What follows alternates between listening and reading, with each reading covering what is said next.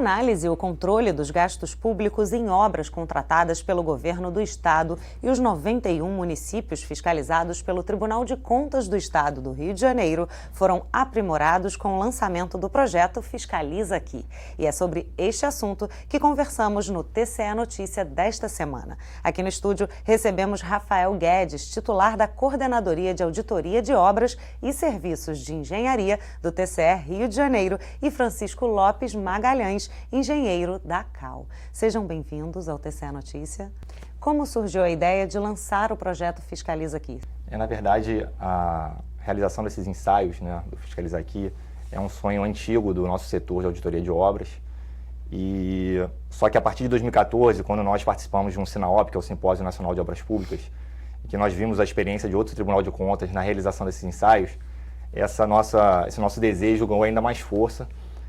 À época, o presidente do tribunal também teve ciência desses ensaios, gostou bastante da ideia e desde então ele solicitou à Subsecretaria de Obras que fizesse estudos no sentido de verificar a possibilidade, em termos de custo, o quanto isso representaria para a gente. Só explica para a gente o que são esses ensaios, porque você está falando dos ensaios, O que são os ensaios? Esses ensaios, na verdade, são ferramentas que nós vamos utilizar para, em auditoria, verificar determinadas irregularidades. Então, são ensaios tecnológicos de engenharia que vão nos ajudar a verificar se determinada conduta de um gestor ou do jurisdicionado está de acordo com aquilo que deveria ser. Pode continuar. Tá. Então, o presidente pediu, como eu falei, e ao final nós chegamos nesse modelo de contratação que nós estamos utilizando agora. Esses ensaios, eles são realmente fundamentais para a identificação de determinados tipos de irregularidades, porque essas irregularidades num processo de auditoria, elas têm que ser comprovadas num relatório através de evidências, que são as nossas provas de que aquilo aconteceu de forma irregular. E até há pouco tempo, antes de contar com esses ensaios, as nossas evidências elas eram basicamente documentais, ou por meio de fotografias, por meio de equipamentos, tipo GPS, uma trena, que são realmente muito importantes e vão continuar sendo muito utilizados e são muito importantes, mas para alguns tipos de achados de auditoria, que são as irregularidades, essas evidências às vezes não bastam. Pode dar exemplo? Por exemplo, numa obra de pavimentação, ou uma obra rodoviária, um dos serviços mais relevantes dessas obras é a pavimentação, a execução da camada asfáltica. E se eu chegar para fazer uma auditoria num dia posterior à execução desse serviço, eu não consigo dizer, por exemplo, qual é a espessura daquela camada asfáltica, nem se a composição dela é uma composição que deveria ser. Então, somente por meio de ensaios eu consigo demonstrar que aquele serviço mais relevante, muitas vezes naquela obra, ele não foi executado da forma como foi contratado. Tá? Diferentemente de uma obra de edificação, em que, por exemplo, seja uma escola, seja um hospital, se está no contrato que tem que ser determinado tipo de piso e for feito um piso de qualidade inferior, basta que uma fotografia seja tirada e você confronte com um projeto para mostrar que há uma irregularidade. Já na pavimentação, não tem. A foto não vai mostrar que a camada está inferior ou que a composição dela não atende ao projeto. Então, daí a importância desse tipo de ensaio. E quais ensaios já foram feitos e quantas auditorias já foram realizadas também com essa nova tecnologia? Esse projeto inovador a gente iniciou há pouco tempo. Até o presente momento nós só trabalhamos em 2 lugares, 2 auditorias. Uma auditoria em Niterói, que é a obra do BRT, a Transoceânica. Lá foram realizados 2 tipos de ensaio. O primeiro ensaio foi para se verificar a espessura do pavimento e para se aferir a quantidade de material gasto empregado na obra, verificar se está conforme o projeto. E outro ensaio utilizado foi para verificar a qualidade do asfalto, se a quantidade de cimento betuminoso que se aplica no traço da massa do revestimento asfáltico está conforme o projetado. Isso em Niterói.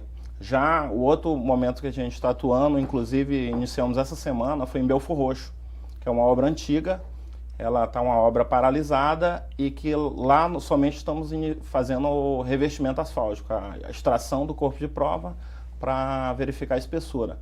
Como é uma obra muito antiga, o outro ensaio do teor de betume já não é mais válido. Entendi. É só para situar né, a importância desse ensaio que ele está falando, dessas 2 auditorias. Grande parte, quando você tem um superfaturamento, alguma irregularidade nesse tipo de obra, deriva justamente dessas questões, porque se você chegar lá no momento posterior e não tiver esses ensaios, não tem como você comprovar que que aquilo foi feito de forma irregular. Somente com o passar dos anos em que aquela rodovia ou aquela via ali, né, de uma área urbana começar a apresentar problemas, é que você vai ver, realmente deve ter sido feito de uma forma inadequada, mas isso muitas vezes já passaram, né, muitos anos, e você acaba reduzindo a vida útil daquele pavimento. Então, e acaba gastando o dinheiro público, exatamente, né? Para fazer uma nova intervenção. Para fazer uma nova intervenção, sim. Tá? Então, além do desperdício, né? Exatamente, do que foi pago e não foi executado. E não foi executado, claro. Então você tem esses 2 tipos, 2 momentos, né, de um dano, tá, que poderia ser coibido com esse tipo de ensaio. E quais foram os resultados encontrados? Houve irregularidade, gente? Até o presente momento, a empresa contratada que está prestando consultoria para o tribunal, ela terminou uma parte dos ensaios. Em Niterói, por exemplo, foram em torno de 50 furos que ela fez. E desses 50 furos, obtivemos a espessura do revestimento e alguns corpos de prova que cada extração que a gente faz, a gente gera um corpo de prova cilíndrico que depois ele é desfeito para ver a quantidade desse cimento betuminoso. Esse ensaio, ele está passando pelo laboratório, ainda está em fase de conclusão.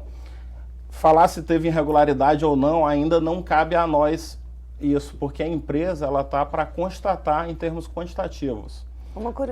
Em termos de... O resultado final vai ser após a conclusão do relatório de auditoria.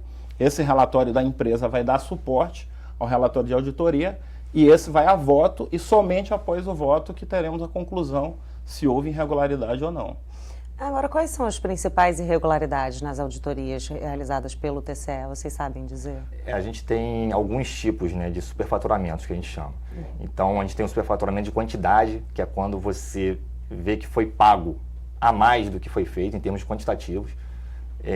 Então, dando exemplo ainda do piso, né? É como se tivesse pago 100 metros quadrados, você chega lá na auditoria e vê que aquele local só tem 80. Então, como é que tem mais 20 metros quadrados? Onde estão esses 20 metros? Então, esse seria o superfaturamento de quantidade.